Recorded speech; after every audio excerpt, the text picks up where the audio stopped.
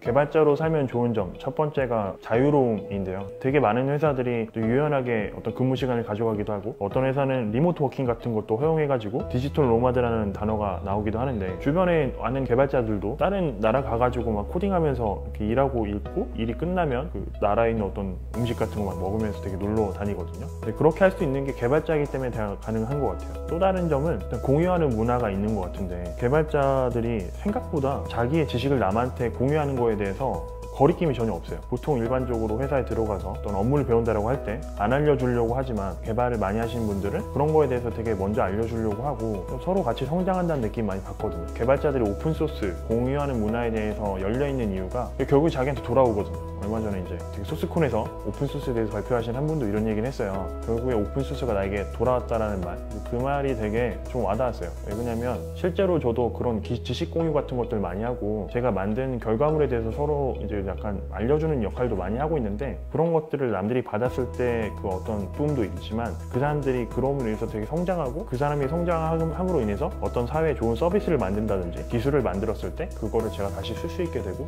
이런 선순환 구조가 사회적으로 일어나면 개발자라서 그런 게 아니라 그냥 사람 사는 사회니까 서로 돕고 하는 사회가 되잖아요. 그게 되게 좋은 것 같아요. 저는 판교에서 웹개발자로 일하고 있는 장기효고요. 현재 캡틴 판교라는 블로그를 운영하고 있고, 그다음에 최근에 도입 Vue.js 입문 책을 출간했습니다. 화면 쪽으로 많이 특화가 되어 있는데, 화면 쪽이라고 하면 보통 프론트엔드라고 표현을 하거든요.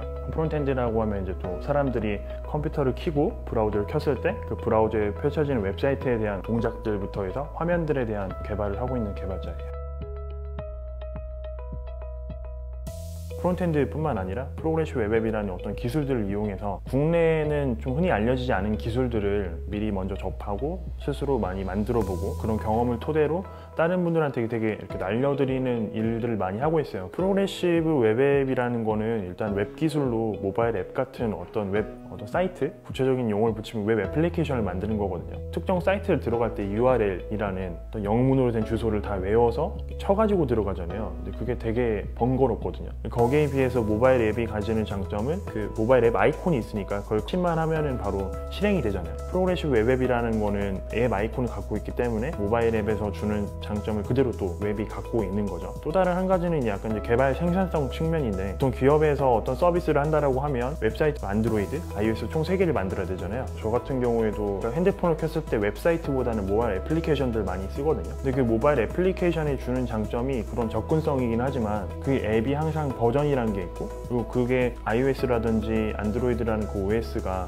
점점 진화를 하면서 애플리케이션도 같이 똑같이 진화를 해야 되거든요. 그런 진화를 하는 과정이 개발자는 되게 번거로워요. 왜냐하면 다시 한번 그 애플리케이션을 수정을 좀 하고 변환을 해서 다시 사용자한테 전달할 수 있는 형태로 보통 만드는데, 중요한 건 프로그래시브 웹앱으로 만들었을 때는 한 가지 웹 기술로 나머지 안드로이드나 iOS까지 커버할 수 있으니까, 한 명의 개발자가 나머지 영역까지 다 일당 3인분 하는 것 같아요. 제가 생각하는 프로그래시브 웹앱은 상용화 수준까지 올라와 있어요. 인스타그램 웹사이트 들어가셔가지고 즐겨찾기 추가를 하시면 홈 화면에 아이콘이 하나 떨어지거든요. 근데 그걸 클릭하면 프로그래시브 웹앱이 돼요. 웹사이트랑 모바일 앱이랑 비교했을 때 차이점은 거의 없다라고 보시면 돼요. 인스타뿐만 아니라 뭐 트위터라든지 이런 기업들도 이미 다 적용해서 하고 있기 때문에, 앞으로 제가 생각하는 프로그래시브 웹앱의 어떤 방향이 좀 약간 장래성이 되게 좀 높다라고 생각을 해요. 아마 이거는 안드로이드 쓰시는 분들이라면 직접 써보시면 거의 바로 체감하실 수 있거든요. 일단 제가 생각하는 개발자로서의 기본적인 자질들은 효율성이라고 생각을 하고요. 항상 효율적으로 어떤 일을 하고 싶어하는 그런 욕망이나 욕구가 있어야 된다고 생각하고, 두 번째는 기술이든 그리고 어떤 것들이든 항상 호기심 있게 쳐다보면서 새로운 것들을 배우려고 하는 지식욕이 있어야 된다고 생각을 해요. 제가 개발자로서 빠르게 성장할 수 있었던 키워드가 3가지 정도 되는 것 같은데요. 첫 번째는 저는 일단은 배우는 걸 되게 좋아해요. 그러니까 개발자가 아닌 사람들도 보기에는 대체 왜 그렇게 사냐, 왜 주말에도 공부하고